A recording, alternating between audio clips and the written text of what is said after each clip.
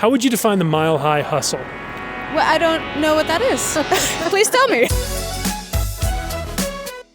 Denver's changed a great deal over the past 30 years. 10 years. 5 years. Heck, I've noticed some new things pop up since last month. But if you look a little closer, you can see growing businesses, new ideas, and interesting people making these changes happen. So here it is, a podcast about the businesses, ideas, and people shaping Denver today. And we're calling it Mile High Hustle. Mile High Hustle. Mile High Hustle. The Mile High Hustle is the grind. Working your ass off and networking like crazy in like the real way. They work like crazy so they can get the weekend off to go skiing. I think it's something different than what's going on in places like Silicon Valley. The breaks are better in Colorado. every other week in the lead up to Denver Startup Week, the largest free entrepreneurial event of its kind. We're releasing a new episode to help you navigate this dynamic new business landscape. How would you define the Mile High Hustle? You know, when I think the word hustle, I think about how hard it is to work to do anything that you've never done before or that no one's done before. Colorado continues to lead the nation in innovation and in change. Mile High Hustle, the Denver Startup Week podcast, is being directed by Denver Startup Week, hosted by myself, Paul Caroli, and produced by House of Pod. Episode 1 is coming on June 25th. Subscribe now and find it wherever you listen to your podcasts. I appreciate you taking the time, Governor. Well, good luck with your hustle. Okay. July 21st, 1969. Neil Armstrong becomes the first person to walk on the moon after Buzz Aldrin double dared him.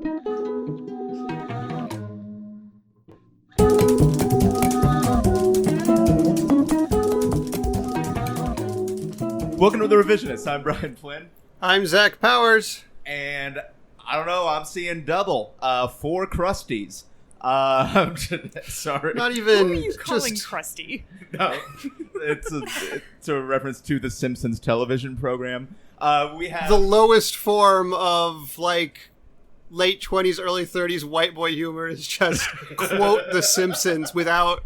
No, not even a Simpsons shit post where you like add something. That would be too much context, Zach. How dare you? We have returning to the show, Shannon Campe, actress, brilliant. So glad to have you back. Thank you. Oh, yay. Thank you for having me. I'm excited to be back, especially after I went on for way too long last time. I was not sure I would be invited again. No, of course. It was. You were referring to the Alexander Hamilton episode, which was a ton of fun, and listeners should check that out. Yeah, the reason I'm saying it was so long is if you haven't listened, I actually rapped the entire soundtrack. So they were very sweet, indulgent with me. You actually can't listen because we were hit with a lot of copyright strikes. I'm the only person Lin-Manuel Miranda has ever blocked on Twitter. It's heartbreaking. And joining us for the first time is a wonderful writer with a new ebook out that we will talk about in a little bit. One of my very favorite writers, Jen Kolic. Hi.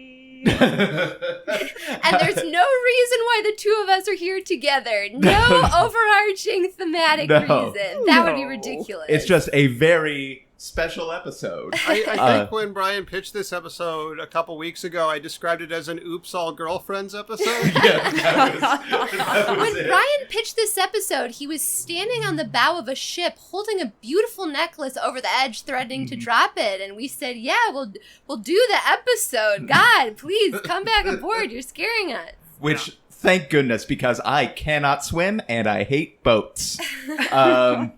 So, of course, I decided to confront my fears, to talk about the king of boats, the Titanic. The king of boats. Yes. That's what it means in Latin. Is that? I'm trying to... I just finished A Tale of Two Cities for the Mutiny Book Club, and so I'm trying to come up with some kind of, like, what is it, Louis the 16th, like, French Revolution, something or other about the Titanic being guillotined. I don't know. You could, I guess, make an argument that it was the god of the boats because of Titan. Mm-hmm. And I mean, it did kind of get all broken up, like it just got guillotined a little bit. Mm-hmm. And now it's dead. Spoiler alert.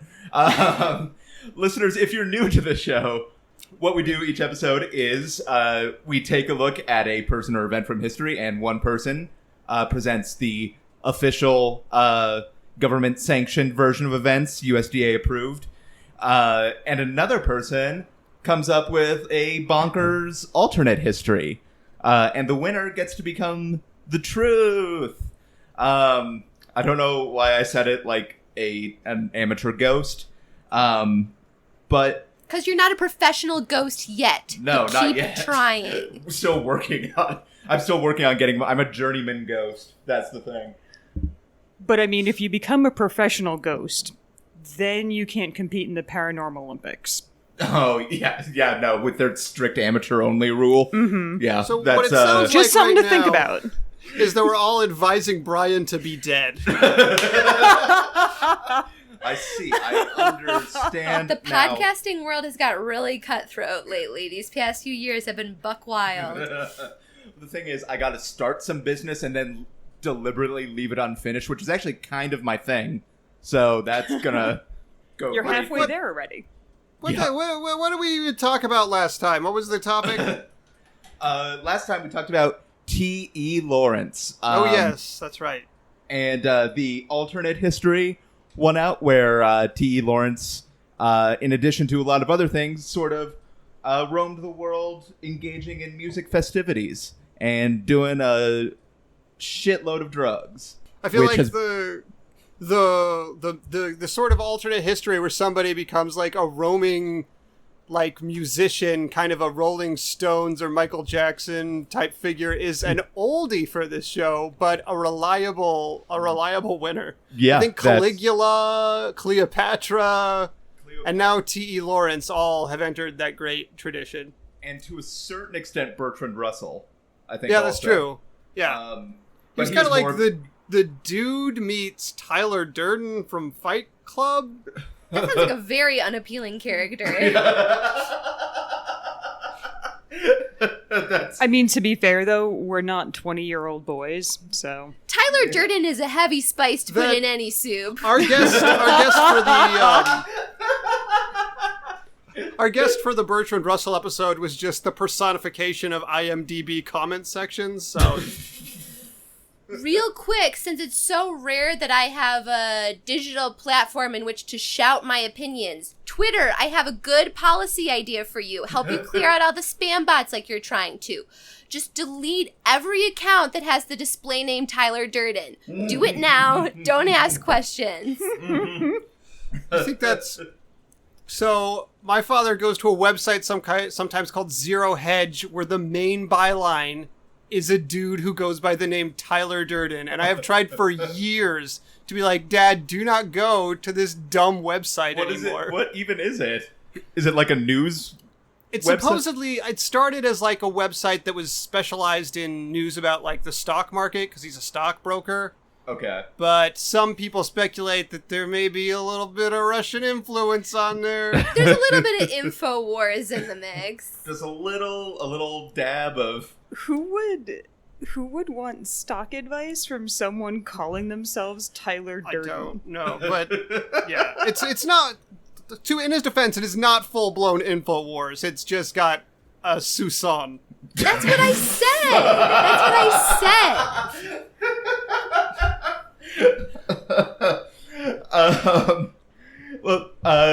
Listen, if we're ready, Shannon, you're doing the actual history? Yes, and I'm reading it off actual old-timey parchment, which is barely an exaggeration. So, all you, apparently this is a thing, all you Twitter teens who assumed the movie was entirely fictional. Oh my god. What? Finally, apparently, a couple years ago, there was this article I read that had numerous tweet, like, screen grabs of teens who were just now discovering that the Titanic was an actual boat that actually existed and not made up whole cloth by James Cameron. I was just having this conversation the other day in my college class. Not with people who thought it didn't happen, but just about that phenomenon. What the actual fuck? Yeah. I don't think it's actually that uncommon. I think there are plenty of people, like, they saw it when they were, like, 9 or 10 years old. I remember watching Titanic on 2 VHSs when I was, like, 7 or 8, and I think my grandma was the one who put it on. Like, kids were exposed to that movie really young because adults were like, well, yeah, Kate and Leo have steamy sex in the stagecoach, but it's a classic. It's still a classic. Ron Howard voiceover, it was not a classic, in my opinion. Incidentally, 2 VHSs is 2 Chainz's much less successful brother.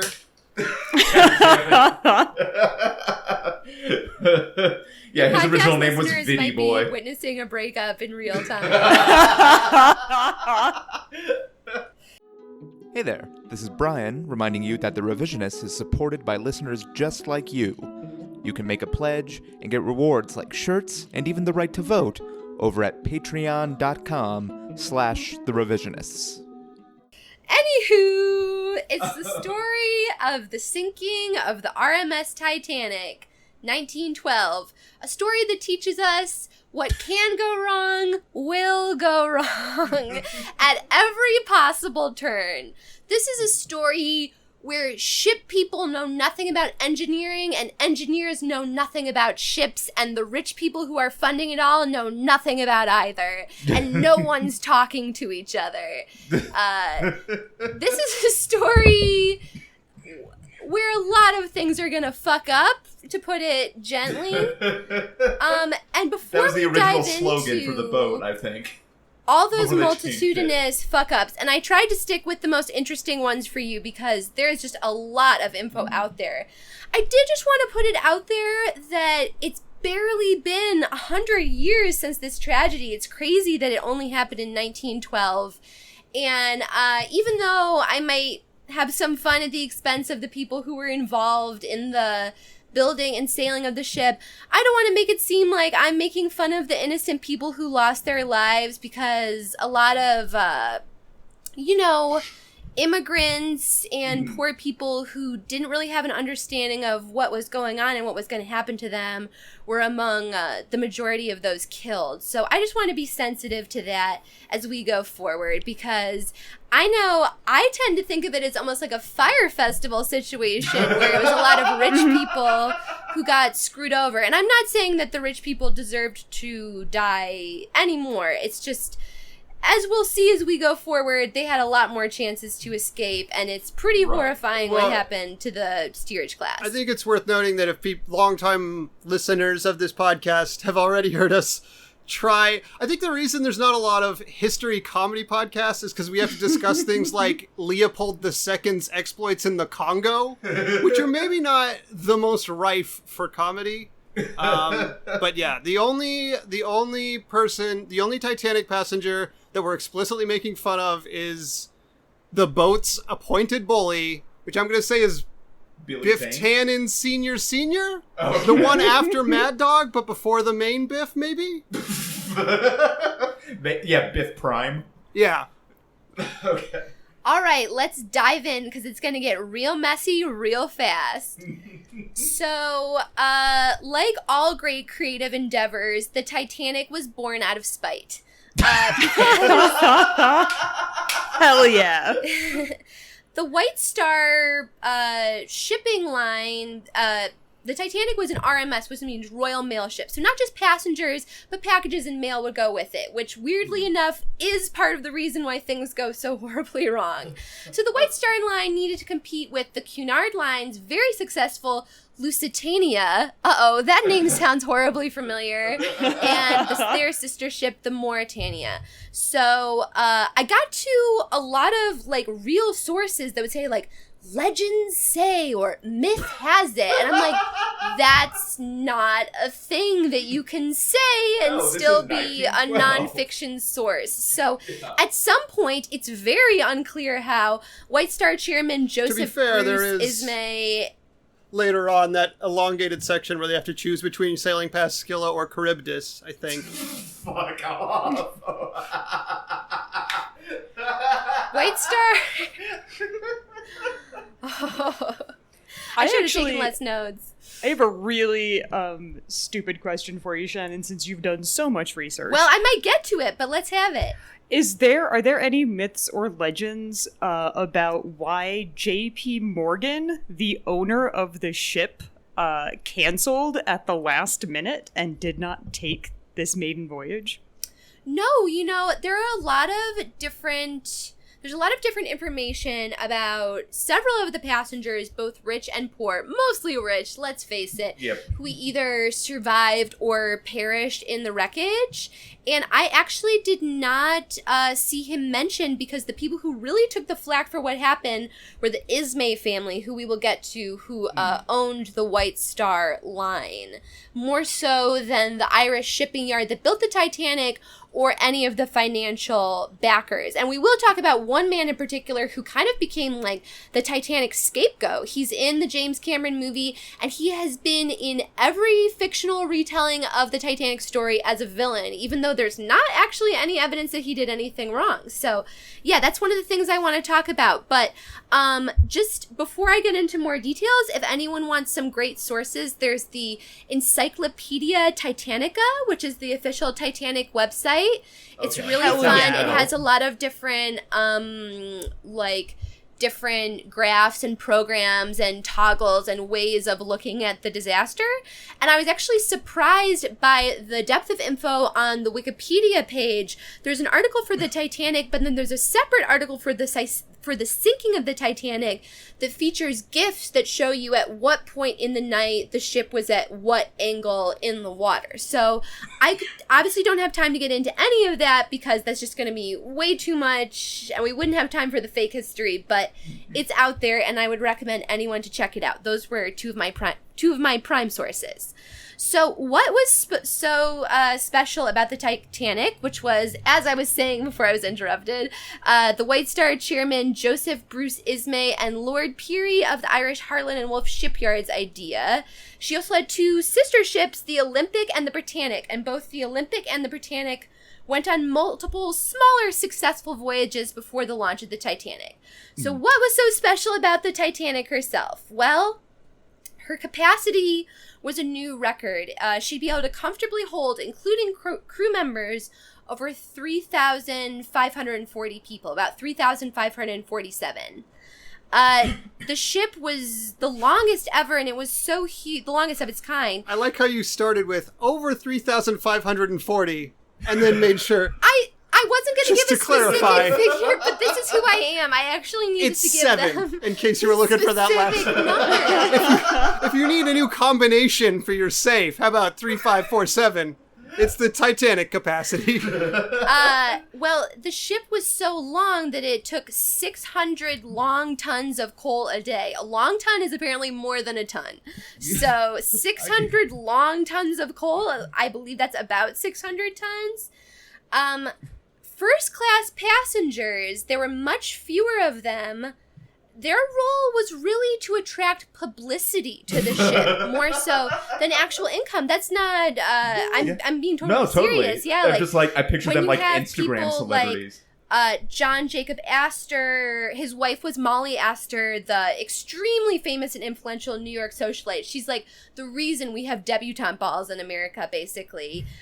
Benjamin Guggenheim was on the boat of the very wealthy Guggenheim family. And as you mentioned, the J.P. Morgan family was involved. Basically, all the big families from the Gilded Age, everyone had someone there, as evidenced by the first episode of Downton Abbey, which begins because the male heir to Downton dies on the Titanic. And I think since technically we're a part of the Denver Podcast Network, we'd be remiss not to mention Molly Brown, because in Denver, of course, you can go to the Molly Brown house, which some comedian once described as a house you can go to see the home of a woman who once didn't die on a boat. That really understates her role, and I disagree completely. I wrote about Molly Brown, but she really only came into her own as a philanthropist after the wreckage.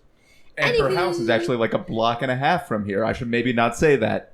She was at this point she was considered small potatoes, but she's going to have a totally different turn of fate after the actual wreckage. So, just to give you an idea of what the best first class ticket was like, At the time, it cost $4,350, which in 2018 dollars is about $110,310. Fuck. For one, that's the top of the line. That's where we're like the Astors and the Guggenheims would have been.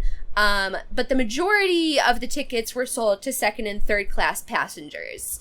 And it was actually some of the nicest steerage accommodations ever. Some of the people who were taking the Titanic third class had a nicer home situation on the Titanic than they had had in their home countries. Unfortunately, a language barrier was a big factor for these passengers. There were a lot of Irish immigrants, and they will be represented disproportionately among the third class survivors because they could understand the ship's crew by speaking English. There was a lot of immigrants from France, Russia, Sweden, Armenia, and they could not speak English at all. So they were completely at the mercy of the crew. And there were many fewer first class passengers per steward than in the third class. Like, if you were a first class steward, you maybe had 2 families to look after. If you were a third class steward, you probably had to keep track of like 100 people. So just to give you an idea, things are already setting up to be not good.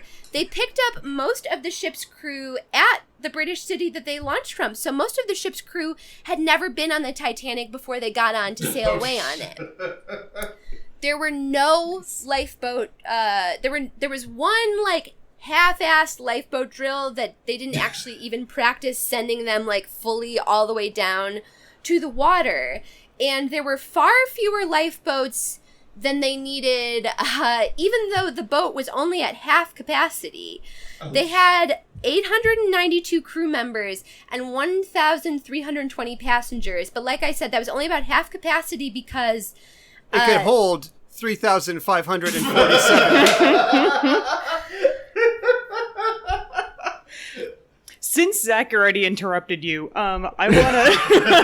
I feel a need to get some of this information out there just to give you guys an idea of how fucking bad it's gonna get.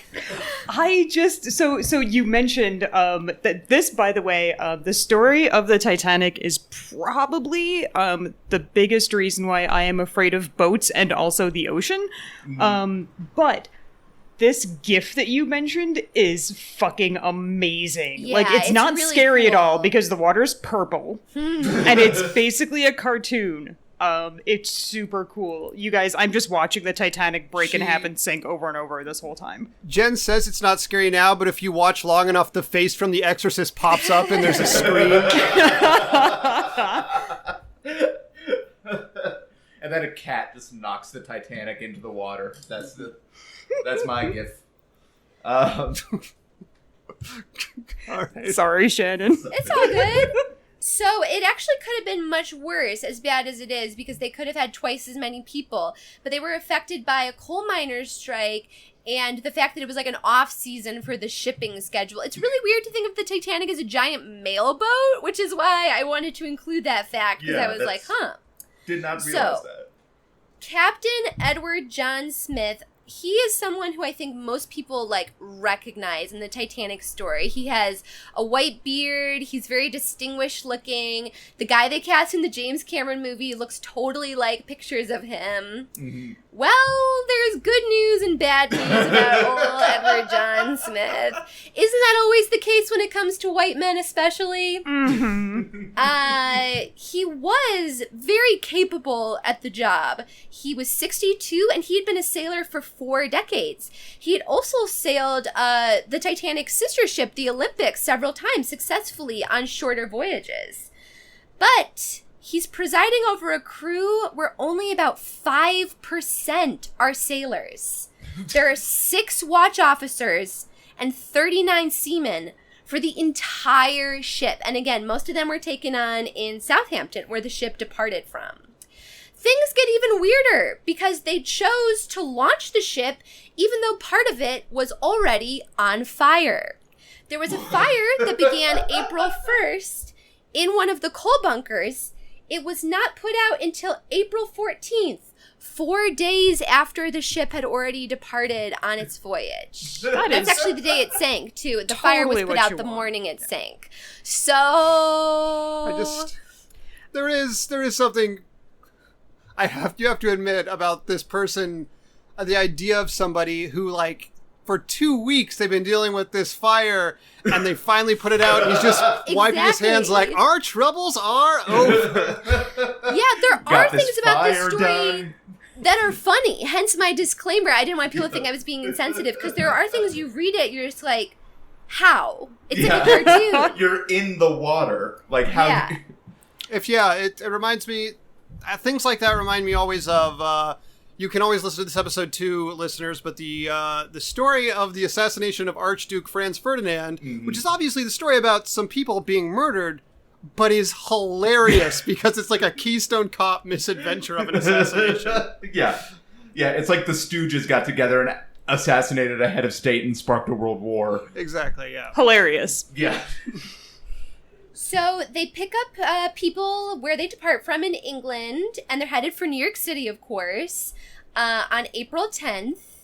And then they hit up France for a few more passengers. Then the next day, on April 11th, they pick up quite a few more people in Queenston, Ireland. And I just wanted to say, I think this is part of the reason the Titanic has such enduring cultural appeal. I think Americans are fascinated with the English, and the English are fascinated with Americans at certain points in history. Mm-hmm. And this story, because it's like half American people, half English and Irish people, scratches that Gilded Age itch of the Buccaneers and, to marry an English lord, Downton Abbey, all of that so perfectly. I really think that's part of the reason it's captured our cultural attention in America. Another thing that I think is definitely a factor is the dichotomy between the richest people on Earth and some extremely poor folks living down below. Like, there's a real, like, the Help and the Lords in Downton Abbey or what have you. And it's something that James Cameron played with a lot in his film. It's probably part of the reason why I was so successful. Yes. So things get even more ominous. I know you didn't think that was possible, but it's true. There was actually a mild winter, which was part of the problem. A gentle breeze was basically just blowing icebergs off the edge of Greenland, kind of blowing them deeper into the water. There was a waning crescent moon, so there was barely a moon in the sky. It made the night much, much darker than it would have been otherwise. There was a case of binoculars that was supposed to get put on the boat in Southampton, and it accidentally got left behind because of a shipping mistake. Oh, geez. So there's a lot of little oopsie daisies that are piling up, almost like a set of dominoes being constructed, if you will. If you will. I actually read somewhere that there was like a set of binoculars that actually made it onto the fucking ship, and they got locked in a storage closet somewhere. That wouldn't and surprise no me one at knew all. who had the key or some like really horrible no one shit knew like that. Like, that the combination was 3, 5, or 7. You're the only one who remembers that number anymore. Now everyone remembers it. It's like the Empire commercial. We all know it. So what you're saying is I shouldn't make that my PIN number. Too late. Yeah, Brian has been on the phone with his bank changing his PIN. Unfortunately, the spooky thing is, even if they had the binoculars, it was so dark because of the lack of moon that it really wouldn't have done any good, is basically what everyone says. Mm-hmm. So that brings us to the morning of April 14th. Now things become an hour-to-hour situation instead of a day-to-day situation, and that's how you know shit's gonna hit the fan. When I start telling you what happens at different times of day instead of different days of the week. So between about 9 o'clock a.m. and around 4 o'clock in the afternoon, 6 different ships radio the Titanic to tell them that there are icebergs ahead and it is not safe. There are 2 radio operators, but they're a combination of not worried enough and distracted.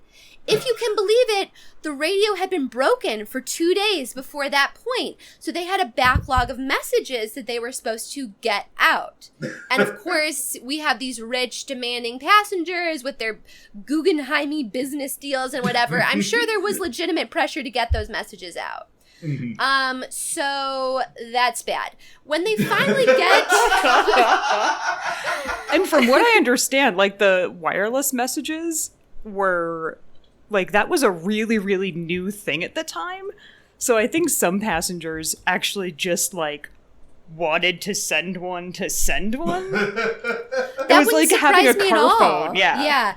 I mean, honestly, like I said at the beginning of this podcast, anything that can fuck up does fuck up. There is not a single thing that goes right from before the Titanic launches. Yeah, so they get the message to the captain about what's going on. Let me take you back in time to a year before the Titanic launched. Future captain of the Titanic is giving an interview in the newspaper about ships like this. And he says that shipbuilding technology has come so far that even if they did crash into an iceberg, it wouldn't break the ship. That is on the record what the captain believed. He just said, he's like, I've been a sailor my whole life. These ships these days are so great. And I'm sure they were great compared to how they were in, the 1870s or whatever. But, come on, Captain Edward, get with the times. They're not indestructible. He believes that they are.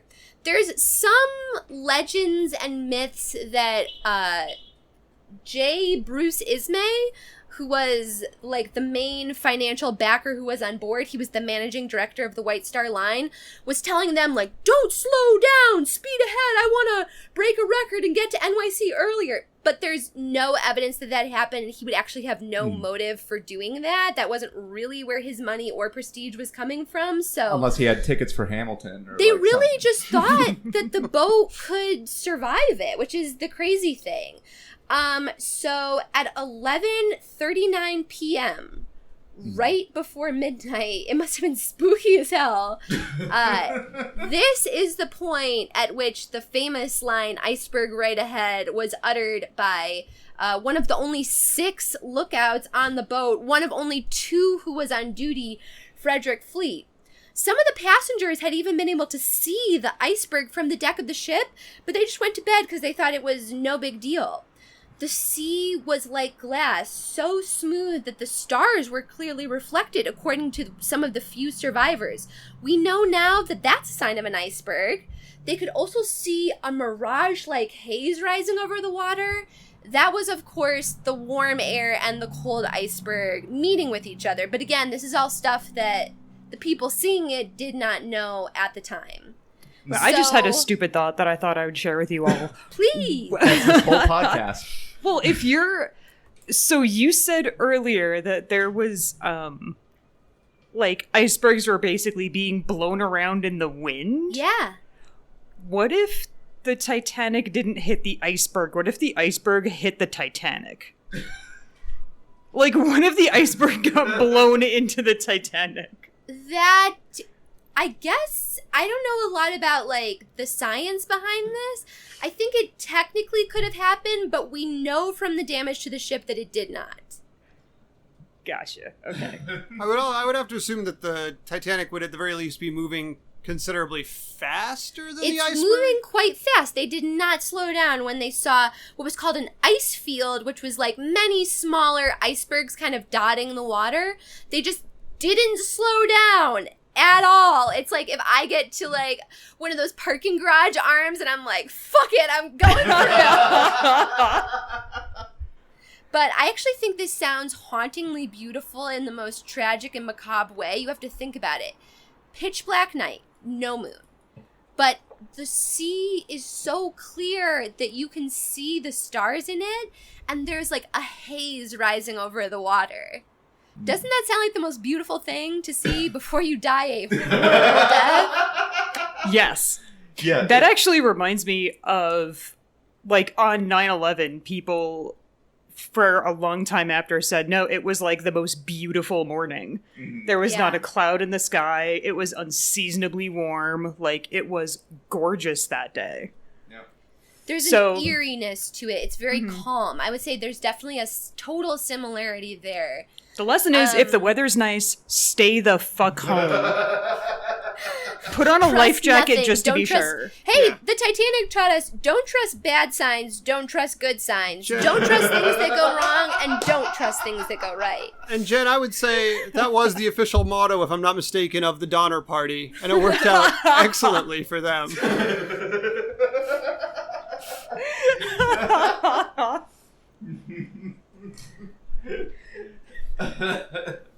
So, if you can believe it, at this point, Captain Edward and the crew attempt to do what was basically a 3-point turn around the iceberg without slowing down. It's called a port around, and I could go through like the starboard port details of describing it to you. It's a 3-point turn. Imagine doing a 3-point turn with your car, but it's a big ass boat. And it has like 6 fucking huge ass coal engines. And the propellers, which were next to the rudder, were just too big to make a sharp turn like this. The interesting thing is, many of the survivors and relatives of survivors have stories about different members of the crew fucking up at this point, like turning the rudder in the wrong direction, not listening to Captain Edward's instructions at time, etc. But some of these stories were suggested to have been buried because of like insurance problems, and others were suggested to have been cover-ups for other insurance problems. So it gets into a really sticky like legal wicket because they tried to prosecute people for the sinking of the Titanic after this disaster, when, as we're learning now from all this background, it really was a combination of a lot of factors. The Titanic slows down like right before it hits the fucking iceberg. It's too late. It's not a head-on crash, but it's a very bad scrape that lasts for 7 long seconds. Chunks of the iceberg fall onto the deck.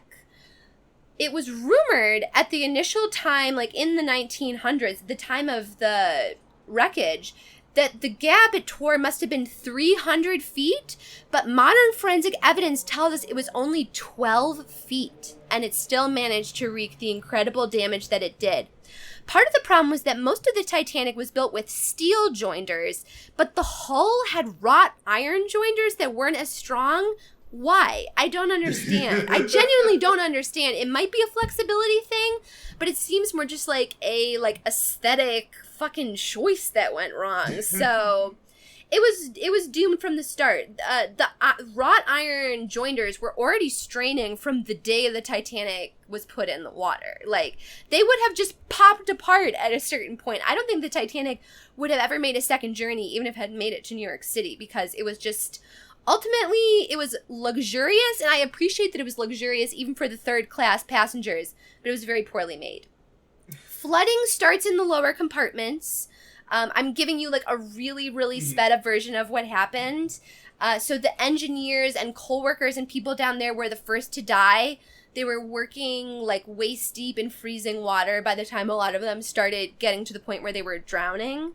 And flooding wasn't supposed to be able to move through the compartments because they were airtight and watertight, but only where they met the floor. If the water rose high enough, it could go through open spaces at the top of the compartments and begin to flood other compartments, which is, of course, exactly what happened. Now, it's midnight. It's the 15th of April, technically. Literally at like 12:05 after midnight, Captain Edward starts telling everyone, his crew, that they need to start loading people into the lifeboats. But here's where I have some not so great stuff to share about the captain. He did a really bad job. He gave crew members conflicting instructions. Some crew members thought it was women and children first. Some crew members thought it was women and children only. And as a result, they pulled out firearms to start threatening men who were trying to get on the lifeboats. Most of the lifeboats could carry 68 people. They held less than 40 when they were loaded off the Titanic. They were just not filling them even close to high enough. Like, Several women were injured when larger men jumped down onto them, including one woman whose ribs were broken. Oh, Jesus. Shit started to get very gnarly, and Captain Edward... I just picture Captain Smith on the bow.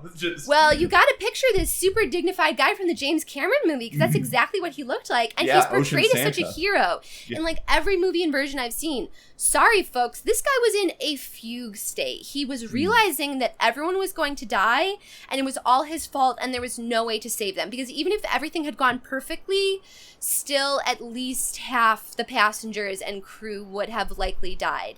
So Captain Edward, basically at this point, his body is there, but his brain is not. Like, he's seen like wandering around in a stupor. He's still giving very conflicting instructions, and everything is just a disorganized mess. Someone has the idea for the ship's band to play, and myths and legends will tell you that they played Nearer My God to Thee. I'm actually happy to say that that never happened. They were playing upbeat, cheerful music that was supposed to keep the people calm. They were not playing a dirge about how they were about to die. I think that legend started. Of course, they played Crossroads by Bone Thugs and Harmony. Apparently, that legend started because people were requesting it, which is oh my God. tragic. As you know, any because DJ they had can a tell sense you, of, requests are the worst. they had Also, a sense like, of what was what's going the to only happen. way you could make this situation worse? Well, buckle up. Yeah. So, things are getting really violent. There's a small faction of people who don't understand what's happening. Some of them have gone back to bed because they just don't want to be out in the cold. The crew is not doing a good job explaining to them that it's life or death. There are men playing soccer with chunks of ice that fell off the iceberg onto the deck. So imagine all of this with like really like jazzy ragtime music playing in the background. One of the radio operators is trying to radio for help when a crew member from below deck comes up and tries to kill him for his life jacket. So the radio operator kills him instead. So we have crew members murdering each other now as other crew members fire warning shots into the air to keep certain men from getting on the boats, even though those boats are not at capacity. So really, whether or not you survived, if you were a passenger on the Titanic, would be entirely in the hands of your steward. Just like I talked about at the beginning, the first class passengers had pretty much a steward per family. They were all being safely and calmly guided to the boats. In contrast, the third class passengers have their coats and suitcases and are sitting below deck waiting for someone to lead them up. It's hard to wrap our minds around as Americans who live in this day and age, but this was a class of people who was trained, you know, that subservience to the upper classes was a virtue. It was deeply baked into their culture, you know. They didn't have an understanding that these people were not going to look out for them the way that they trusted them to. And at a certain point, supposedly to keep a certain amount of air inside the ship, the crew members locked the doors, leaving behind screaming children, crying women, you know, entire families. At that point, one of the few third-class survivors, and there are barely any, says that what happened is they all gathered in the third-class dining room and just started praying. They completely gave up for any chance of survival, which they had no chance of survival. So that is incredibly, incredibly terrible. The lifeboats themselves are not doing well. The crew members had no idea how to properly lower them into the water, so many of them took on water, and people died of hypothermia in the lifeboats because of the water that the lifeboats had taken on. Several of them capsized. Probably the most notable survivor at this point is Molly Brown, who was mentioned earlier in the show. She was a wealthy woman, but not one of, like, the insanely uber wealthy people. And she was known for encouraging the crew member who was captaining her lifeboat to try to go back and save people. Unfortunately, it's unlikely that her boat actually saved anyone because, as that crew member told her, anyone in the water was likely already past saving. Of all the people who didn't make it into the lifeboats, only 13 survived. That's of the entire crew that stayed with the ship, pretty much the entire third class. And to give you an idea of the type of person that suffered the heaviest casualties, 92% of the second class men on board died. They were the biggest group to die for whatever reason.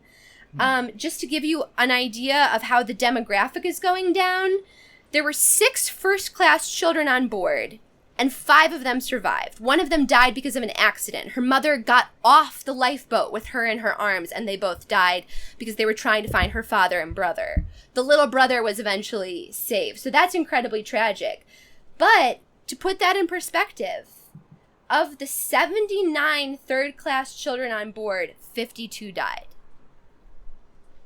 So there's a lot of people who are just given up on because of their class. Again, I don't want to make it seem like I think the rich people like deserve to die or something, but the numbers are just so skewed. So the Carpathia was another ship that was coming to rescue them, but unfortunately by the time the Carpathia got there, the ship had tilted 45 degrees, one end into the air, between 30 and 45 degrees. There's some dispute, of course. And then it sank. There's also a dispute about whether it split in half or not before it sank. But most of the survivors say once the boat was underwater, there was a terrible, unearthly noise. And that was probably the boat splitting in half. Some of the survivors never recovered from this ordeal. And I don't think that has as much to do with the wreck itself as with the witnessing everyone dying in the water of hypothermia. I think either one would do it. Yeah, I mean, there are people who died like 8 months after surviving the Titanic because of the trauma of surviving the wreckage of the Titanic. There was one of, I think one of the lookouts hanged himself like a year or two after the sinking because he survived and he like blamed himself. That doesn't surprise me at all. Yeah, the only surviving like upper crew member died 8 months later from a stroke. He was like the only member of like the commanding staff that survived. Oh, Jesus. So people said the sound of the dying was like locusts. You know, it was like a like horrifying sound that really continued for a long time. I'm not going to get into the graphic details of that, but I think it's... I mean, sorry. I could. There are specific stories that will haunt you. I think that's graphic enough. Yeah. I'm not going to get into the graphic details of that, but I just wanted to say, I think that we, like, as a pop culture, have latched onto... like the idea of Leo could have gotten onto the wreckage with her, haha, joke, and like laughing at the scene of the old people laying down to die together, and like laughing at the mother reading her children to sleep, because those scenes are really cheesy and overwrought in the James Cameron film. But I also think that we are just like not equipped to deal with wrapping our minds around this kind of horror. Like, I think that's why so many of these survivors died shortly after making it, because the human mind and the human eyes are just not meant to comprehend certain things. Interestingly, one of the people on the lifeboats who did survive was J. Bruce Ismay. J. Bruce Ismay is the guy I alluded to earlier. His family, the Ismay family, controlled the White Star Line. He was managing director, and a lot of people felt that he should have gone down with the ship, like a lot of the crew did, including Captain Edward, who likely actually jumped off the sinking ship to kill himself before it actually sank. Apparently, J. Bruce Ismay, like, actively was helping people get onto the lifeboats. He was one of the only managing staff members who was able to like keep a level head, and he got onto the very last lifeboat that departed, and they were all under capacity. So I don't really see him as a villain for doing that necessarily. I understand like the idea, especially for the time period, that he should have gone down with the ship. But he has even been portrayed in movies and TV shows as dressing as a woman. Because, you know, there's nothing more villainous than a man in drag. To sneak onto the lifeboats and stuff. But that was totally not the case. So I just wanted to throw that in there. That's a really weird little, like, historical thing. The Hearst family of papers, like, Hearst and this guy had a falling out, so Hearst was just like, all right, I'm going to destroy you and make it seem like you were entirely responsible for the sinking of Titanic, and yet the only person who survived it. Yeah, he personally blew the iceberg into the ship, right? Yeah, I've also, with a little straw. There's also a plastic straw. Just a fellow. There was a first mate named Murdoch who was, according to eyewitnesses, saved, got a number of people onto the lifeboats, but in the Titanic film, he is portrayed shooting a few people and then killing himself, which there's no record of that happening. The family, his family, like, went after James Cameron for defaming him after that movie came out. Yeah. A lot of families were separated in the chaos. That's how I said that one little first-class girl died. Her nanny and little brother got onto one boat while her and her mother panicked and got off to try to find them. It was just, like, lots of things like that. Lots of wives choosing to stay behind with their husbands urging their wives to go ahead. And apparently when the survivors did get to shore in New York, there was a lot of people waiting for them, and it was a sight that was really memorable and sparked a huge level of public outrage over everything that happened with the Titanic. Pretty much from top to bottom, it caused public outrage. Everything from the treatment of the steerage passengers who were trapped in part because of U.S. immigration laws. They had to go through Ellis Island and couldn't disembark with the first and second class passengers. So, long story short, in terms of its legacy, it changed pretty much everything about shipping laws and the way ships were built and regulations. It changed immigration policy. Molly Brown actually led a coalition of wealthy women who did philanthropic outreach for third-class survivors and their families. I really think that is the contribution that she should be best remembered for, more so than urging the lifeboat to save people, because even though those were honorable intentions, it was too late. But just to end on a somewhat positive note, I was more impressed with the fact that even after she survived this, she kind of threw her whole life into trying to help the people who were less fortunate than her and didn't even have the opportunity to have a chance at survival. So that's why she deserves the untitleable, unsinkable Molly Brown. Mm-hmm. And honestly, probably the best Titanic-related play or movie. Because there are so many. Plus, Kathy Bates, come on. She plays I do her love Kathy Bates. in the James Cameron movie. That's all I have about the Titanic, folks. It was a heavy one to research, I gotta say. I didn't even talk about all the dogs that died. Oh, no! Shannon, we almost got away with it. if it hadn't been for you meddling kids. Yeah. Now we have to list this podcast on doesthedogdie.com as a yes. 3 survived, but they didn't say which ones, which was stressful for me. Oh, no. Hey, just to jump in here, I stepped on Shannon saying this earlier, but we all wanted to make it clear that a total of 1,503 people died in the Titanic. So we wanted to make sure we got that out there. Hello everybody, I'm JD Lopez, the host of Left Hand Right Brain. It's a free-flowing, wide-ranging conversation that I have with artists doing interesting and creative things here in Denver and beyond. We talk about their personal stories, break down their creative process, and what motivates them. Spoiler alert, it's mostly spite. We talk about all these things and more while kicking back, cracking wise, and always having a good time. You can find old episodes and everything you need to know at lefthandrightbrainpod.com. Before I get started on my real history here, I do want to say my favorite fact about the unsinkable Molly Brown is that her friends actually called her Maggie. Yeah, that's cute. Like, no one old-timey called her nicknames. Molly except, like, the newspapers. Like, she was actually known as, which That's funny because Maggie Yeah. Brown is catchy too. The unsinkable Maggie Brown. You know, either way. They both have the same kind of cadence. Do you think she moved to Denver to be as far away from the ocean as possible? Yes, I do. I actually seriously do. I would do that if I was her. Yeah. Old-timey nicknames make no sense anyway. Like, Peggy is a nickname for Margaret? Excuse me? I don't think so. Where did that even come from? Look, everyone was on, what is it, laudanum? Yes. Yeah. So, laudanum, opium. And also drunk. Yeah, drunk. Which brings me to my so this is actually so I appreciate all the research that you did, Shannon. But I also did some research.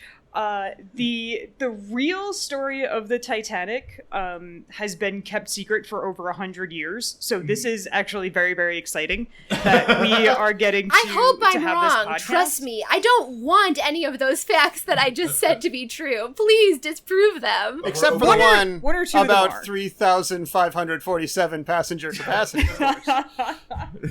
3,548, actually. in this Sorry. Well, I mean, if you count the dogs. No! Sorry. It took 7 times as long for that. Oh, that's terrible. Okay. Also the opposite of how dog years work. Yeah, true. I was hoping no one would call me out on that. Thank you, Zach. So I actually did some of my own research. I found some never-before-seen diaries in the basement of the Molly Brown house. And so we now know the truth, which the White Star Line does not want us to know. So fuck you guys. White Star, it's all coming together. Yeah. White Star, basically a pentagram. So that's Da Vinci Code right there. Mm-hmm. So first of all, the first big inaccuracy, the Titanic did not hit an iceberg. Icebergs are not even real, you guys. Which is, yeah, it's really just a joke for our future listeners. There's something they were made up to lie to us that global warming is real, right? Exactly. Like polar bears. Oh. Sorry. The Titanic was not just the White Star Line's largest Olympic-class luxury liner. It was also the world's first booze cruise. That's true. Mm-hmm. The first-class guests played poker and danced all night in the first-class saloon. There were shuffleboard competitions on sea deck, and steerage was basically a giant frat party. They invented beer pong down there, and the survivors kind of carried it on. Yeah. That is in the James Cameron movie, though. See? I'm pretty sure, Leo, the Pussy Posse, come on! The Pussy Posse was all in steerage class. I mean, they had rooms in first class. They just went to steerage class. That's where all the fun dancing happens. Exactly. The governesses and servants really didn't much enjoy the trip, since they basically got stuck wrangling the kids and dispensing hangover cures in the morning to their grumpy people that they were unfortunately responsible for. Fun fact, the White Star Line invented the mimosa. Oh. Okay. But all of that was overshadowed by what happened very late on the night of August 14th, 1912. Just before midnight in the middle of the North Atlantic, no one else is around. The Californians gone to sleep and turned off their wireless. No one's looking. The Titanic was contacted by an even bigger ship. Oh. But this one was in the sky. Yes! I was hoping that was what was going to happen. So we actually don't know a lot about the alien life forms that made contact with the Titanic. Brian, this is very serious. I don't know why you're laughing. Sorry, I'm just going to try to draw them from my memory. Awesome. What we do know is that they were super impressed with what they saw. Thomas Andrews, the ship's architect, was the primary reason for the abduction. Also, Captain Edward Smith. The aliens had the size thing down as far as the massive ships, but they were sort of clunky. They really liked the idea of a luxurious all-night party vessel. And they basically wanted their own space Titanic. That is actually a very lifelike drawing of the aliens that Brian is sketching for us right now. Thank you, Brian. Brian's drawn a third grade level drawing of a traditional gray alien. Picture an alien. You're picturing Brian's drawing. So the story about the lack of sufficient lifeboats is it's very affecting, and it did lead to new regulations that did prevent later loss of life. But that's not really what happened on the Titanic. I mean, you'd have to be fucking crazy to sail through like the North Atlantic without enough lifeboats, right? Like, who in their right mind would fucking do that? The aliens were actually inspired by an 1898 novel called Futility, wherein, and this is true, an unsinkable ship named Titan hits an iceberg and sinks with too few lifeboats on board. They were like, that's our cover story. It's perfect. Oh, yeah. I'm sorry. Real quick, I just have to throw that in there. In my version, which could, again, as Jen's saying, be totally wrong, I read that one of the stewards survived the crash of the Titanic to also survive the crash of her sister ship, the Britannia. So, make of that what you will. Too. What an unlucky / lucky person. I thought the Lusitania was the sister. How many fucking... No, the Lusitania was the rival ship from the Cunard line. Okay. They were frenemies. I think I'm learning that this was all a false flag operation just so the big government could choke out independent businesses with shipping regulations. They were sick of Galt's premium steel that rendered ships unsinkable, so they sabotaged them. It's an inside job. So in reality, Shannon, you will be very happy to know, most people just left with the ship. And the dogs too, I assume. The dogs too, yeah. People weren't going to leave God. their poor dogs behind. And yes, they beamed up the entire fucking ship to study it. I'm so glad. Yeah. Beam them up to heaven. Exactly. Most women, mostly moms and rich ladies, didn't really want to go. They didn't want to leave their families or raise their kids in like an alien world. They were like, I mean, they didn't know what was going to be there. Yeah, exactly. Like, I don't want to raise my own kids. But all the people in steerage were like, obviously, fuck this. Yes, exactly. This is we're gonna get to that.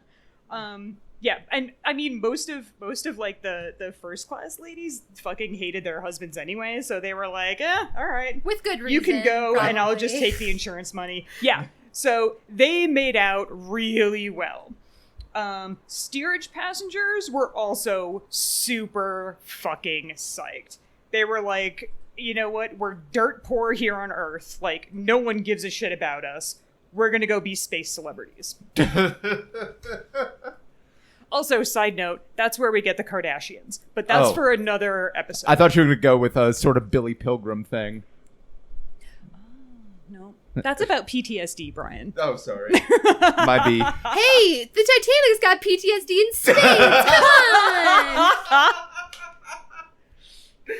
Just ask poor Jay Bruce Ismay. Now, you say that they pulled the entire ship up. Did they, like, put a little replica down there so James Cameron would have something to obsess about? So James Cameron could film it with his body? Yeah, famous director that's James his Cameron. secret. He's the man who's just a camera, who also doesn't know how to write movies under 2 hours. Because he's a camera. Cameras can't write things. If his name was James Typewriter, maybe we'd have some good script.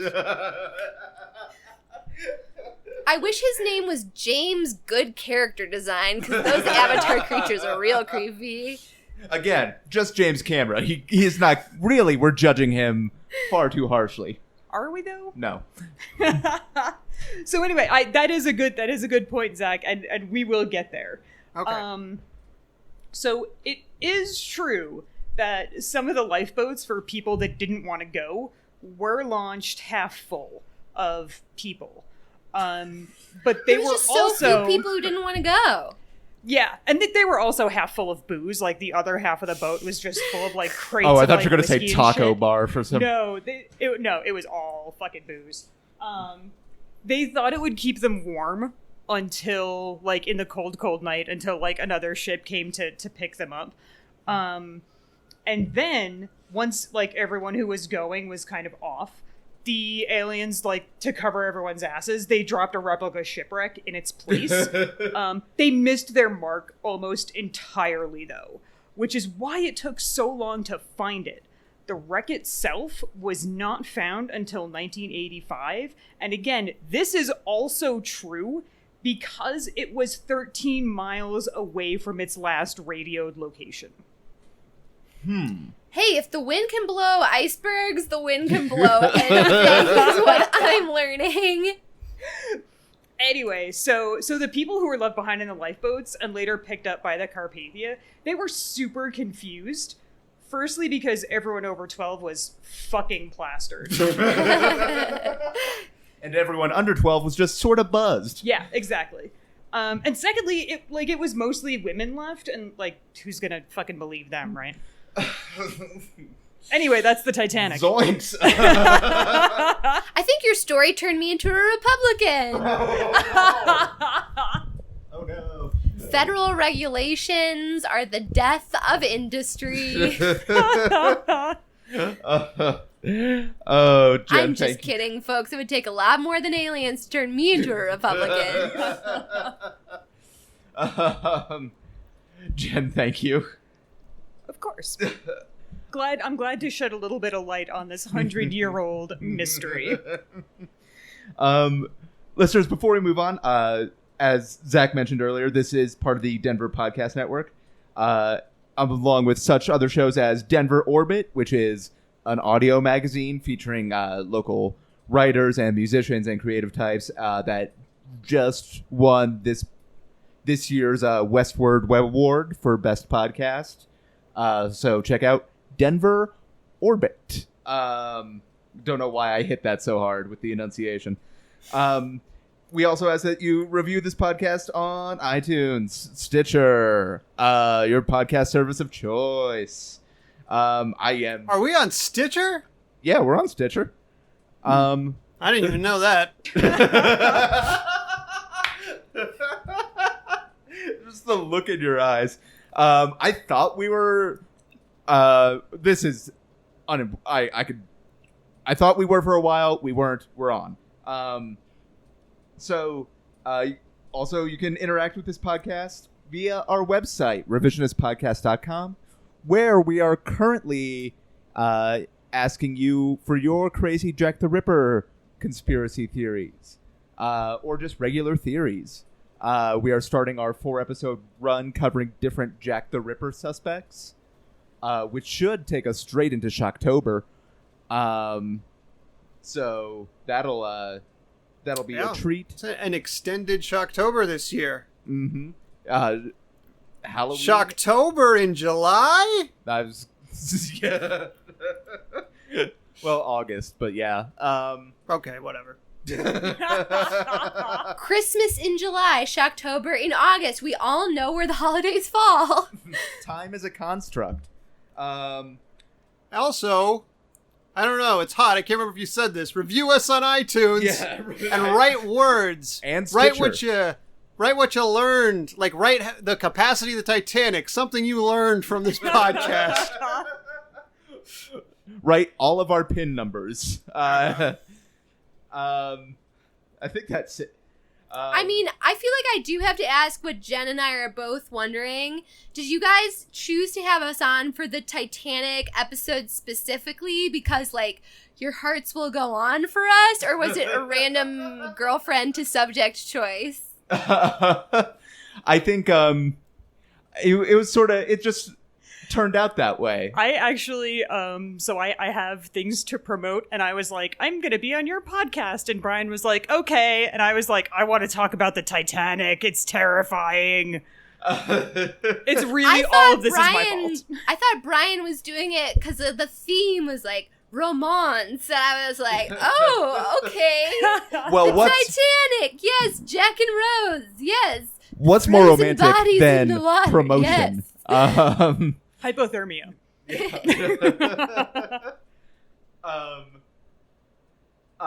Well, as I mentioned, you have an ebook out now on Amazon.com, which is coming out after the Prime Day strike, so we can all fuck them. Yeah. Sorry. No, apologies for using Amazon, but it was easy and free, you guys. The story is called Us What's Left. It is a zombie story.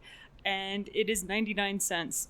So go fucking buy it and leave a review. Leave a review for my book instead of this podcast. wait, actually, You know what? if you're In the only gonna review, leave a in the review review for one her thing. book, if you could include the capacity of the Titanic somehow. Just Shannon very slowly eclipsed us with the middle finger. You also are the publisher of Cherry Magazine, which digital issues are available.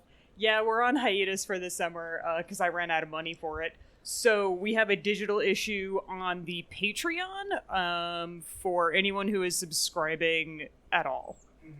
And help raise money to make more print issues. Yes, too. please.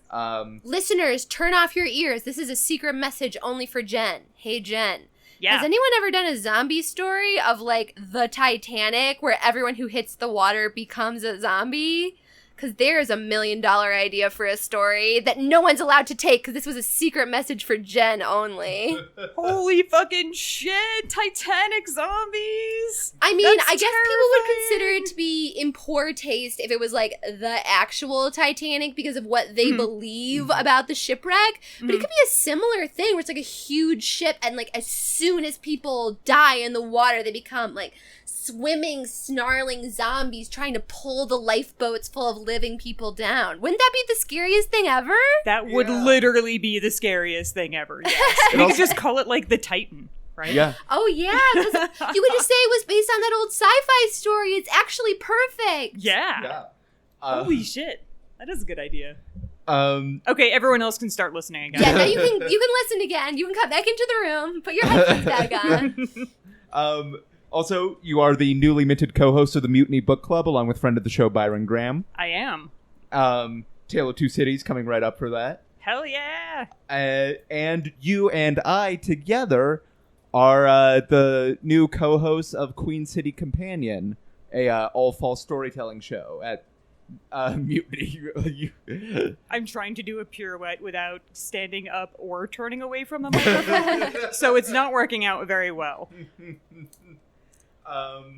And Zach and Shannon, you two, is there any Royals news also? No, not yet. We live in We're in fear. I don't know if that's fear of it being canceled or fear of it being renewed. I honestly can't tell anymore. But the old episodes of Stage of Fools, which is the show we co-host about a bad television network about a fictional royal family loosely based on Hamlet, are available on your podcast app of choice.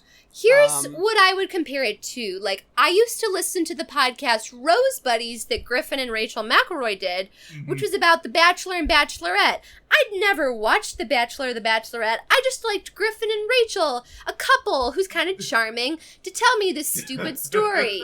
Well, what if there was another couple telling you a stupid story, but we're not podcasting royalty? Hey, that's Stage of Fools.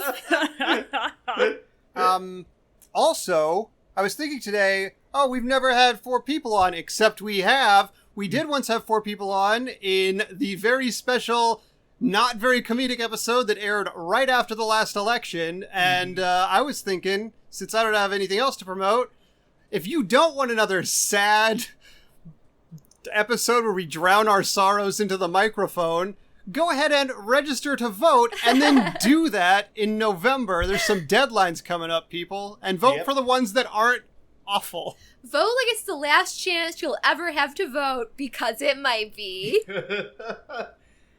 That's a hell of a promo. Yeah. Not just wrong, when we thought we though. couldn't get darker than the Titanic, and it was a beautiful day on 9/11.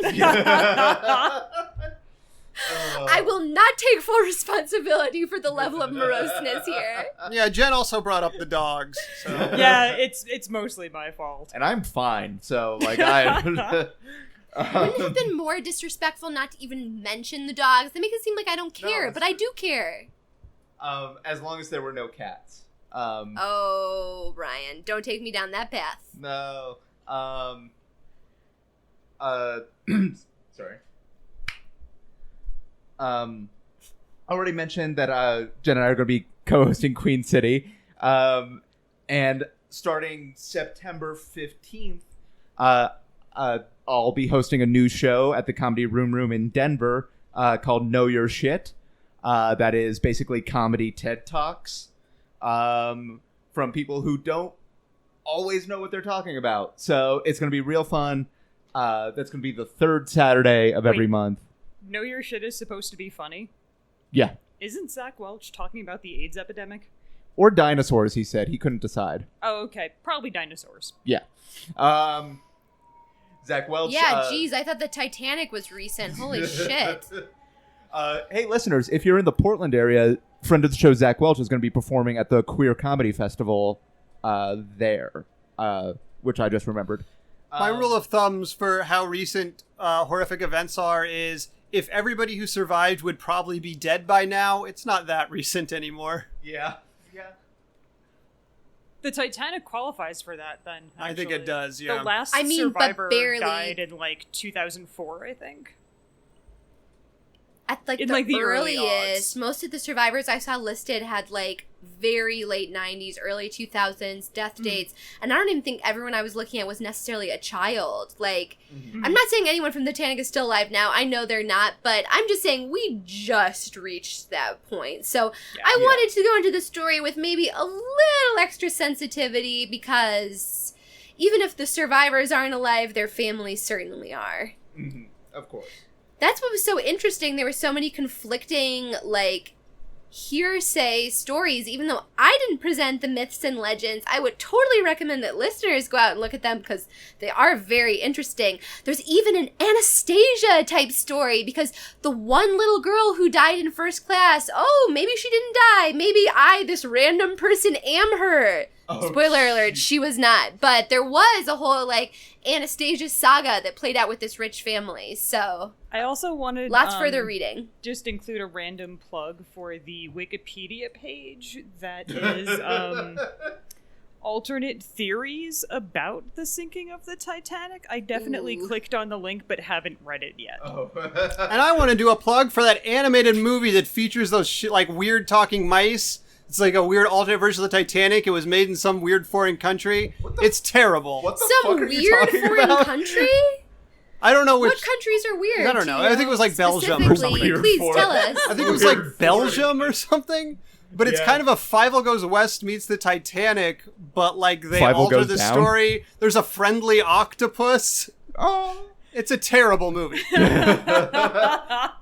Also, you're right. Belgians are fucking weird. Yeah. Somewhere out there really is the follow-up to My Heart Will Go On. And it would have been an American tale. In Fievel Goes West, he's in the Old West. All right. Oh no. After he's grinds my gears about the number of Brian passengers has a heart the out in whole 5 time, minutes. he makes fun of me. Brian has for a bringing heart up out. an American tale. He has a thing to host tonight. Well, this brings us to the judgment phase, which is maybe a stickier wicket than usual this time. I don't think so. I know who I would vote for. Yeah. Why would you ever want people to be dead when they could be alive in heaven And with all those aliens dogs. instead? It's like Come Sail Away by Styx. Yeah, I mean, I believe Zach and I will be casting votes. And What? I think you should go first, Brian. Yes, Brian. No, I do have Which to. one do you like better? Don't do that. It certainly doesn't complicate things that we're both your significant others. I mean, I think because people survived and the this third class, the steerage class passengers maybe got to a better situation. I will cast my vote for the alternate history. Okay. So I think, again, this was one of the better researched real histories we've ever had. So there's that. Mm-hmm. Obviously, the yes, alternate... Of course, absolutely. The alternate was happier, obviously. But I think ultimately, because over the last few days, we have seen a great deal of disrespect for American democracy, I'm going to leave it in the hands of our listeners by canceling out Brian's vote and voting for the real history, allowing the listeners to be the true deciding voice. We have a true democracy here on The Revisionist. Mouths are open. We are expressing shock. I thought communist space heaven was an easy sell, but I guess not. In the name of democracy, I allow our listeners to make the choice. You do have to admit, though, aliens wiping away social class and saving you from death is like the definition of that fully automated gay communism joke that I everyone fully makes expect or the whatever. listeners to choose the alien story, but yeah. Yeah, go look at those fun gifs on Wikipedia and then imagine a world that's not so depressing. That's what I say. Well, listeners, voting is now open on the Patreon page, or you could just come up and whisper your vote to me. Sorry, just the gleam in Jen's eyes. Shannon, thank you so much for joining us. Thank you for having me. I had a lot of fun in spite of everything. I almost feel bad saying I had fun, but I did. Well, they would want us to have fun, I think. Jen, thank you also for Booze Cruise in space! Zach, thank you. Yep. For everyone here at The Revisionist, I'm Brian Flynn. I'm Zach Powers. Have a good time.